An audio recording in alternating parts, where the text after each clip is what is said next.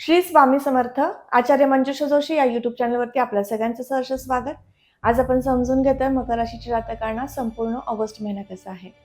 ऑगस्टमध्ये कोणती महत्त्वपूर्ण कार्य हाती घ्यायची आहेत, कोणत्या गोष्टींमध्ये विशेष लक्ष द्यावं लागणार आहे, त्याबद्दल प्रथम समजून घेऊ.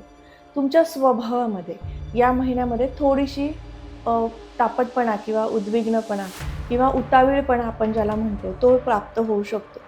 प्रथम स्थानात शनींची रास आणि शनी मीनेतनं पत्रिकेतील तृतीय भावातनं गोचर करतात. आता तृतीय स्थानामध्ये शनी आले आणि वक्री अवस्थेमध्ये असले की तुम्हाला थोडंसं घाई करण्यास प्रवृत्त करतात. म्हणजे कधी होईल, काय होईल, मला ते मिळेल का, ते सुख माझ्यासाठी आहे का, अशा अनेक विचारांमध्ये तुम्ही व्यस्त होऊ शकता. आणि त्यामुळे तुमची जी काही रोजची दिनचर्या आहे, कार्य करण्याची पद्धत आहे, यामध्ये मोठे बदल घडलेले दिसतील. म्हणून सांगितलं, हा महिना थोडासा मेडिटेशन करून तुम्हाला स्वतःवरती संयम निर्माण करायचा आहे. पत्रिकेमध्ये धनस्थान तुमची धनस्थिती दर्शवतं, गुंतवणुकी दर्शवतं आणि कुटुंबाची साथ सोबत आणि सुख दर्शवतं. या ठिकाणी राहू आहेत. राहू या ठिकाणी जेव्हापासून उपस्थित आहेत, गेल्या काही 16 महिन्यांपासून तुम्हाला विशेष फळ देत आहेत. ते म्हणजे कुटुंबाच्या जबाबदाऱ्या वाढलेल्या दिसत आहेत. कुटुंबामध्ये प्रत्येकाच्या हितासाठी जास्तीत जास्त तुम्हाला कार्यक्षम करताना दिसत आहेत. त्याचबरोबरीने गुंतवणुकीची संधी सुद्धा उपलब्ध करून देत आहेत. खूप ठिकाणी पैसे अडकले होते, ते परत प्राप्तही होत आहेत. असेही चांगले परिणाम प्राप्त होत आहेत. परंतु ज्यांच्या कुंडलीमध्ये, म्हणजे तुमच्या जन्मलग्न कुंडलीमध्ये राहूंची स्थिती उत्तम असेल, त्याच लोकांना हे चांगलं फळ मिळतंय. संपूर्ण मकर राशीचे जातक हा व्हिडिओ पाहताय, परंतु तुमची जन्मलग्न कुंडली सुद्धा खूप महत्त्वाची ठरते ज्यावेळेस हा प्रसंग आपण सांगतो. पत्रिकेतील तिसरं घर हे तुम्हाला वैयक्तिकरित्या तुमच्या आयुष्यामध्ये परिश्रम किती घडणार आहेत आणि कोणत्या गोष्टींसाठी ते दाखवतं. त्यामुळे या ठिकाणी शनींची उपस्थिती, मीनेतनं शनी म्हणजे तुम्ही थोडासा संघर्षमय प्रवास करत आहात. एक नवीन कार्य हाती घेताय, ते कार्य करण्यासाठी जिद्दीने ते संपन्न करण्याकडे तुमचे प्रयत्न वाढवताय, असं सगळं चित्र या महिन्यात सुद्धा दिसणार आहे. पत्रिकेतील तिसरं घर कीर्ती प्रसिद्धीचं आहे, नामांकनाचं आहे. या दृष्टीने तुमचा प्रवास व्हायला हवा, प्रयत्न व्हायला हवेत. निश्चित तुम्हाला चांगलं सुंदरसं फळ प्राप्त झाल्याशिवाय राहणार नाही. पत्रिकेतील चौथ्या घराकडे जाऊया. चौथं घर वास्तुवाहन सुखाचं आहे. या ठिकाणी मेष राशी येते आणि मंगळांचं गोचर हे षष्ठातनं आहे. त्यामुळे जमिनीचे व्यवहार पूर्ण होतील. काही प्रॉपर्टी वादात असतील तर त्या जमिनींसंदर्भातील कामे आता तुम्ही मार्गी लावण्यासाठी प्रयत्न करायचे आहेत. नक्कीच यश प्राप्त होईल. वास्तू वाहनामध्ये मोठ्या इन्व्हेस्टमेंट होण्याचे योग सुद्धा संकेत उत्तम प्रकारे मंगळांच्या कृपेने प्राप्त होतील. जमीन खरेदी विक्री संदर्भातील व्यापार करणारा वर्ग यांना उत्तम यशदायी स्थिती निर्माण होईल. ज्यांनी वास्तू संदर्भातलं शिक्षण नुकतंच पूर्ण केलंय आणि प्रॅक्टिस सुरू करायची आहे, त्यांच्यासाठी सांगू इच्छिते, हा महिना विशेष असणार आहे. खूप प्रयत्नाने आणि जिद्दीने तुम्ही त्या कार्याला सुरुवात करणार आहात आणि त्यात यशस्वी सुद्धा होणार आहात. त्यामुळे त्यासाठी सुद्धा हा महिना विशेष असणार आहे. पत्रिकेतील पंचमाकडे जाऊयात. पंचमस्थान शिक्षण, संतती आणि प्रणय दर्शवतं. या सर्व दृष्टीने सुद्धा हा महिना विशेष असेल. या ठिकाणी असणारे वृषभ राशी आणि शुक्रांचं गोचर हे कन्या राशीतनं होत आहे. शुक्र तुम्हाला शिक्षणामध्ये उत्तम यश देतील, प्रणय सौख्य देतील, जोडीदाराची साथ सोबत देतील. त्यांच्या आणि तुमच्या करिअरविषयी जास्तीत जास्त विचार करण्यासाठी किंवा त्या काही गोष्टी तुम्हाला प्राप्त करायच्या आहेत, ज्या काही गोष्टी प्राप्त करायच्या आहेत जीवनामध्ये, करिअरसाठी, सक्सेससाठी प्रयत्नशील तुम्ही आणि तुमचे लाईफ पार्टनर आहेत. तर यांच्यामध्ये एक संवाद निर्मिती चांगल्या पद्धतीने करून देणारी स्थिती शुक्रांच्या कृपेने आहे. शुक्र जेव्हाही बुधांच्या राशीतनं गोचर करतात, त्यावेळेस तुमच्या दोघांमधला संवाद वाढवतात. कुठलीही गोष्ट इगोने ती गोष्ट तुम्ही थोडीशी दूर लोटता, तर इथे तो प्रसंग होत नाही. शुक्र तुम्हाला एकमेकांची साथ सोबत करण्यासाठी प्रवृत्त करतात.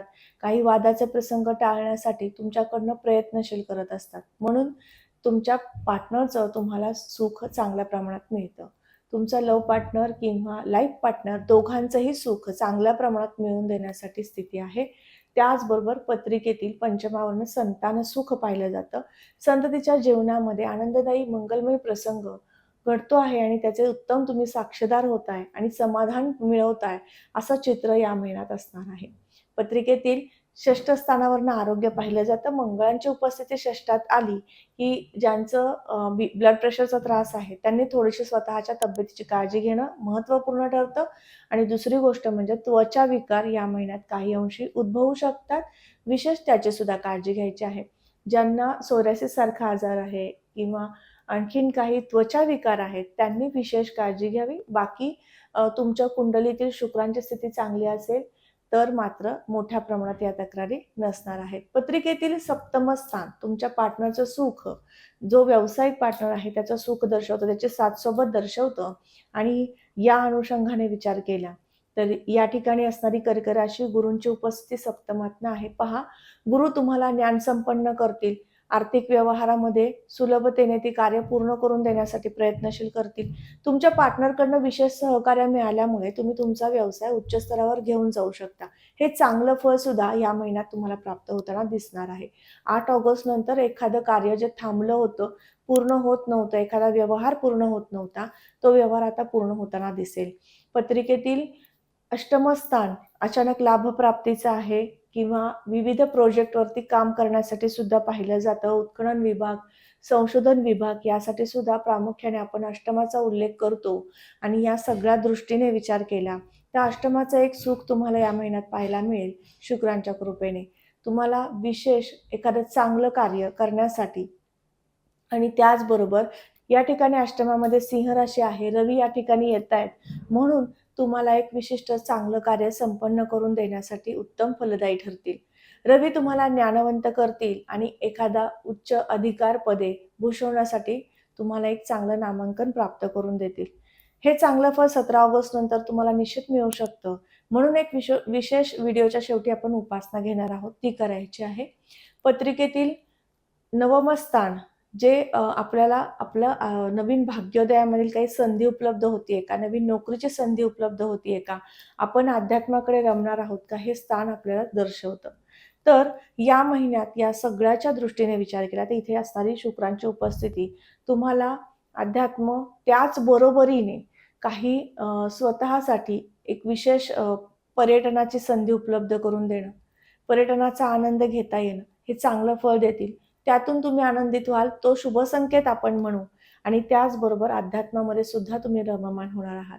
म्हणजेच जरी पर्यटन झालं तरी ते आध्यात्मिक ठिकाणी सुद्धा होऊ शकतं, धार्मिक मंदिरांच्या ठिकाणी सुद्धा होऊ शकतं, देवालय, मंदिरं किंवा एखाद्या चांगल्या पर्यटन स्थळी सुद्धा भेट देण्याचे शुभ संकेत घेऊन हा संपूर्ण महिना आहे शुक्रांच्या कृपेने.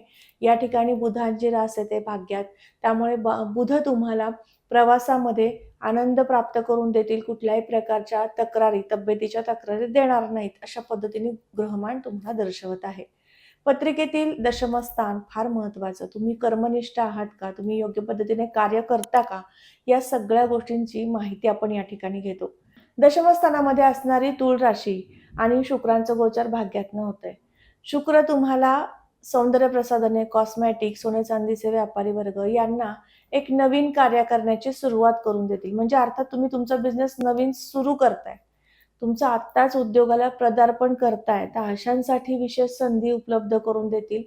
त्याचबरोबर ज्यांचा व्यवसाय आहे त्यांना स्थिरता आणि प्रगती हे दोन्ही संकेत आणतील आणि याच बरोबरीने तुम्हाला या महिन्यामध्ये कागद, कापड, गोड पदार्थासंदर्भातील व्यावसायिक वर्ग यांना सुद्धा चांगली संधी आणि उत्पन्नाचा स्रोत निर्माण करून देतील. लाभाची स्थिती उत्तम असणार आहे, तसेच खर्चाचे योग सुद्धा या महिन्यामध्ये किरकोळ प्रमाणात दिसत आहेत. फार मोठ्या प्रमाणात खर्च नाहीये. परदेशात ज्यांना जायचंय शिक्षणासाठी, नोकरीसाठी, त्यांच्यासाठी हा महिना श्रेष्ठ असेल. या महिन्यामध्ये तुम्ही प्रयत्न करायचे आहेत, उत्तम कार्य तुम्ही करू शकता. या प्रयत्नातनं तुम्हाला बाहेर परदेशामध्ये उत्तम कार्य करण्याची संधी उपलब्ध करून घेऊ शकता.